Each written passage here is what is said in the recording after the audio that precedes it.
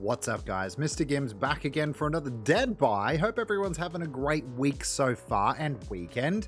Today, we're going to do the same thing we always do. Go through the cringy posts on the Dead by Daylight forums. Maybe we'll find something interesting, maybe we'll find something funny.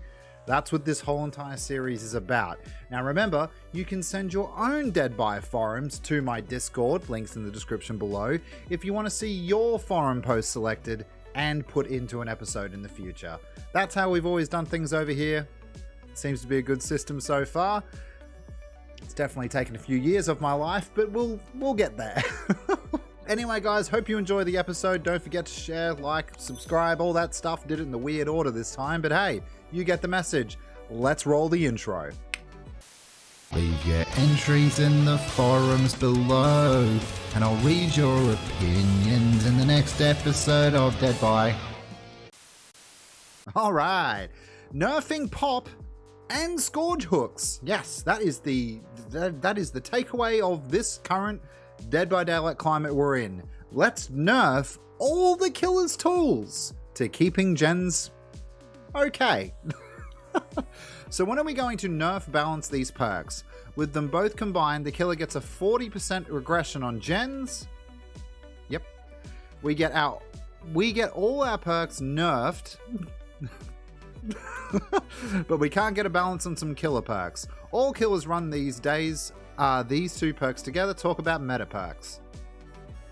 Well, I'm definitely going to agree with you on the last bit. Yeah, they are meta perks. The killers have to run them.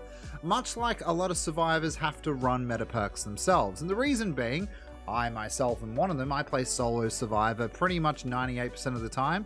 I do tend to feel a little naked without dead hard or windows of opportunity or something like that. Yeah, I need to know that I can keep the killer chasing me because no one else does gens. So I just pray that they're going to do gens for a long chase. Yeah, it's the meta. While I do think your sentiment is garbage, I will also say that the meta definitely does need a shake up on both sides. Pop and Pain Renaissance are both fine. Scourge hooks are supposed to be strong. They definitely are supposed to be strong, but yeah. Just don't get hooked on them. Nice. Imagine the killer being rewarded for getting a hook. Imagine it. Yeah, I don't see what this guy's massive issue is. I mean, at the end of the day, meta perks are going to be meta perks. It's up to the devs to change that, not us. And obviously, if it's a strong perk, killers should definitely run it, especially at high level. Another month, another 3K players lost. Well, some of this can be explained, but let's get into it. We are back to March 2020 numbers, a year before the Resident Evil update. So not only did the Resident Evil players leave, man, they left quick. What are you kidding? They were gone in like 3 months, right? I think everyone can agree to that. Maybe, yeah, a fair bit stayed, but most new players left right after that garbage patch. Maybe if behavior actually did something about the grind, which they created, tunneling meta, which they created, half of the killers being awful, which they created, toxicity, which they created, you've said a couple of silly things, MMR, which they created, yeah, that one, yeah, meta being the same for 5 years, which they created, lack of variety, which they created, and hacking, they could stop the bleed. Yeah, towards the end, yeah, all that. They issued an emergency MMR rework to stop the bleed. Looks like it's done nothing. Instead, they just watched the slow decline. Well, there's definitely some facts into what you're saying. The tunneling meta, I don't understand what that means. I mean, trying to get a kill as a killer, I'm not going to, crucify anyone for that. That's just ridiculous. The toxicity is up to the players at the end of the day. Yes, they get given the tools for it, but it's up to the players, you know what I mean? Just you can play a game and not be a douche, guys. It's totally capable. A couple of the other things, MMR, which was skill-based matchmaking, which was a stupid idea for this game because, and I'm not going to go over it again, but they skipped steps in the skill-based matchmaking tree. They just went straight to skill-based matchmaking with not really properly understanding the figures and numbers that were required to make this game better. Lack of variety, sure. Definitely one game mode in 5 years. That's pretty terrible. We're on 6 years now, Nelly, aren't we? Sadako not being a dumpster tier would have helped. She's not a dumpster tier. To be fair, Sadako's really fun to play. It's just not fun to play her at high levels. New MMR is already starting to balance out, so we are back where we started. It's still MMR. Just for your info, they did a massive ban wave last week. Okay, so someone's bringing it up. Not sure how many people have impacted, but only a few % of people playing were cheating, and they got banned. That could be a few % of the concurrent players on the average. Yeah, they definitely removed a lot of players on Steam. Choi covered in a video I showed you guys at the beginning of the stream last week. It's a pretty good video. Check it out. Choi is a great DVD content creator. He covers some interesting topics. Yeah, they did a massive ban wave in silence. And the reason why it's in silence, by the way, is because they don't want people to know what they're doing when it comes to sort of the security of the game. I love transparency, but in this case, if they're going to do it on the down low and not reveal anything, totally all for that as well. People are acting like DBD was ever alive when it lost players back in September 2016. Dead game. Yeah, 2 million people log in every day. Sure is a dead game. Idiot.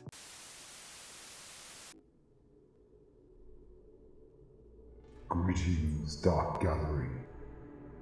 Our army grows, and with it, so does the darkness. Now it's time for my next riddle. Filled with energy, yet quiet on their feet. Adrenaline, always pumping. She deludes whatever is out there as she glides through obstacles and fear. Do you know the answer? I do. We are waiting.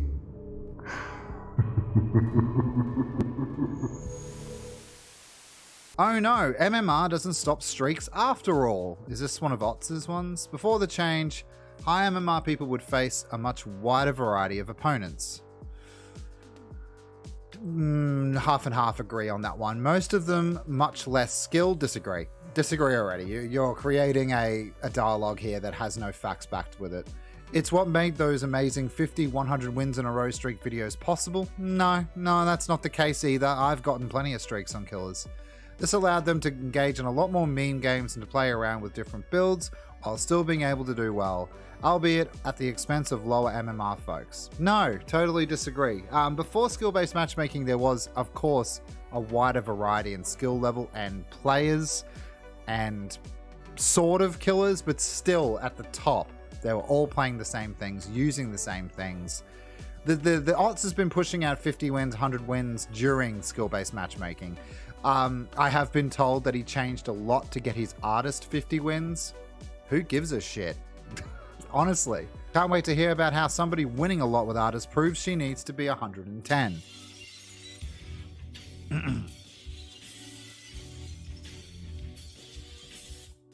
Well, that was cool. He changed the criteria for the win heavily. That's what I was told as well. This was also done during one of the MMR tests, and it was one of the most lax ones. Yeah, who cares? Who cares, right? Does anyone take these videos seriously? It's just somebody trying to get 50 wins in a row. It's a cool idea. Leave him alone. Don't get me wrong, I was very shocked he uploaded the video too until I watched the first couple of minutes and realized what he was going for. Yeah, it's fine. Who cares? Didn't he change the win criteria as well when he got the 50 wins? Okay, alright, I don't care. Oh, Jesus. It's funny how you never see a Survivor main posting a 50 or 100 plus win streak. It's impossible, but yes, artist is broken. Disagree, but agree. I feel sick again. Survivor friends, on comms, decent team, all the trimmings, good communication, all that stuff, would be able to do a 100 win streak. Yeah, pretty would say they would be able to do it. Obviously, it's a lot of luck involved as well, just like it is on the killer side. You've got to play the game absolutely perfectly, make sure the killer, is not going to get you in a situation where he can slug and keep you all down. And obviously, you got to make sure you don't make mistakes. Just like, oh my god, wait for it, the killer does. You guys might be able to help me here.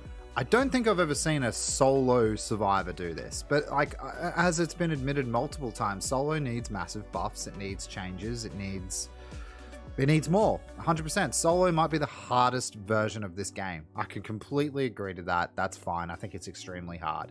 But yeah, Survivor Friends could definitely do a 50 win streak, something like that. I mean, I'm not saying it's going to be easy, but it's possible. Of course, Sluzzy's coming in here fucking... Oh, God. Look at him. He's stupid. I'm sorry, Laura, you're not stupid. Why should every killer have counterplay? The main reason that the majority of killers can't do anything against 4 Survivor Friends. The survivor simply can take away the killer's power. This design failure is very apparent with Sadako. Yeah, she's not meant to be at high tier. I know that sounds bad, but her teleport can be turned off by survivors. Her curse stacks can be reduced. She has a lullaby to warn survivors. She has the D-manifest, which takes a long time before she can attack. In short, Sadako can be reduced to nothing. Yeah, I totally agree. Yeah. She's not a... Yeah, as soon as you know everything about her, it's GG easy. It's not... Like, you still get a scare factor out of her, and she is good at the lower ranks, but yeah. It's hard to deny this. Another good example is one or demo, which often called the most balanced killer by survivor mains. Actually, almost no one plays them. Oh, Oni, okay. Oni has no power at the start, and before... Yeah... He can get real strong. Oni, yeah, you just need to get a couple of, you know, a couple of M1s, which is totally possible if you know how to loop and do all that sort of thing. So I'm going to disagree with Oni. I know the beginning of the game is lax for him, but I think you underestimate Demo. I mean, I'm not trying to say that because he's my favorite, but he's really good at loops. He's got a direct counter to looping, and he's got a 50-50 ability. Yeah, I don't know. I think you should have stuck with Sadako. She's terrible at high ranks. Totally agree. Every killer should have counterplay because this is a video game and video games should be fun, fair, and balanced. Sure. Everything survivors have or can do should also have counterplay because this is a video game and video games should be fun. Okay, I'm not reading this anymore. Christ. Yeah, I get all that. But most of survivor play is counterplay to the killer. So the survivor is innately the strongest role in the game. So, you know, you hit a survivor, they can heal themselves with a med kit or something else. Like, the survivor is the counterplay to the killer, and that's what makes it keep going around. If the survivor couldn't do anything about being hit or knocked down, what's the point? You know what I mean? It would just be killer squash everyone. Which is probably what some people want. But yeah, for me, I want that back and forth. It's a glorified game of tug of war. I've always said that. Hot take. Unviable killers is a myth. This is going to be good. The title alone will make most people not read this, I'm sure, but let me explain my opinion anyway. Well, that's what the forums are for. I'll make a brief comparison to another game and then I'll get to my point. In Apex Legends, weird game to compare DBD to, but let's continue. Yes, I'm aware it's not an asymmetrical horror. I'm not even worried about that. Certain characters are just naturally stronger than others. That's called them better. I played Dota 2. I main Watson and Lifeline, but I know characters like Octane, Volk, and Pathfinder, and Wraith are considered higher tier for their mobility and ability to take high ground. Do I think Watson should be buffed and be able to get high ground and compete with those characters? No. That would be silly. Her playstyle is different and her skill cap should be different. Going back to DBD, I certainly hope so, because that was probably the biggest waste of my time ever. Sorry, dude. I always see comments about buffing certain killers to the level of the likes of Nurse, Blight, Huntress, okay, etc., and I personally don't think they should. Their playstyles are different and they should perform at their current levels based on what type of character they are. Myers should never have the map pressure of a Spirit. Clown should never have the same camping control as Hag. Okay, what does Clown have? Can you tell me what he has? Good looping? Okay. Killers should not be on the same levels as what they're able to do. I disagree to a point, but I get what you're saying. Additionally, just like there are people who play in Masters and Predator ranks in Apex, and okay, we're back to Apex, can't be asked. Maybe Myers needs a slight buff. I think it's ridiculous to think he doesn't. Like, are we serious right now? But to get to tier 1 faster, but that's literally it. Literally? Okay. Every killer is fine as they are and should not be buffed or nerfed, except the Nemesis tier up sound. That thing is too loud and needs a... You're a bit of a... Very sensitive. About 75% of the roster is dead. I love the first comment. 75% of the roster is dead. Dead in the water, going up against a 4-man Survivor Friends with even the tiniest amount of cooperation. Whether this is because the 4-man Survivor Friends is too powerful or the 75% of the other killer class is too weak is a moot point for me as a killer player when dealing with a 4-man Survivor Friends. And you've got 76 votes already. Make it another one.